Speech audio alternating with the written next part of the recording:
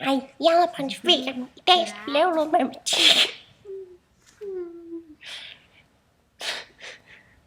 Vi skal lave sætning og vis for differentialligning. Y-mærke er lig med b minus ay, som har den fuldstændige løsning y er lig med b over a plus c gange e opløftet minus ax. Nu vil vi så lave beviset, hvor vi starter med at have y-mærke er lig med b minus ay. Og så vil vi så isolere b, så vi har b stående alene, så den kommer til at hedde y-mærke plus a gange y er lig med b.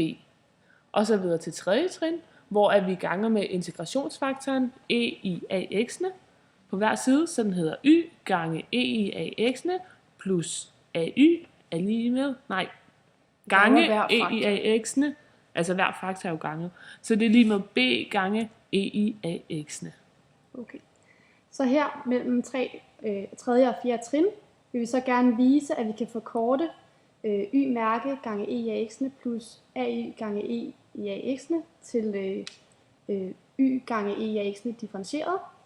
Og her bruger vi så produktreglen, som lyder, at når man differentierer e eller y gange e i ax'ene, får man lig med y-mærke gange e i ax'ene plus y gange e i ax'ene differentieret.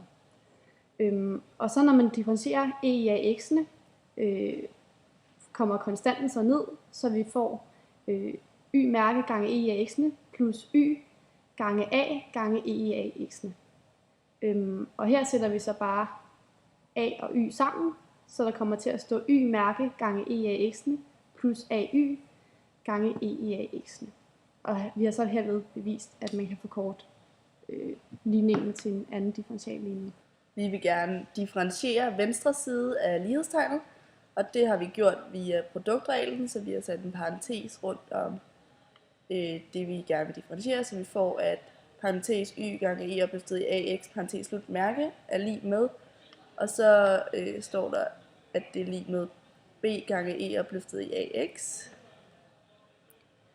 Og så integrerer vi så på begge sider af lighedstegnet, og så kommer det så til at hedde y gange e i ax'ene er lig med b gange 1 over a gange e i ax'ene.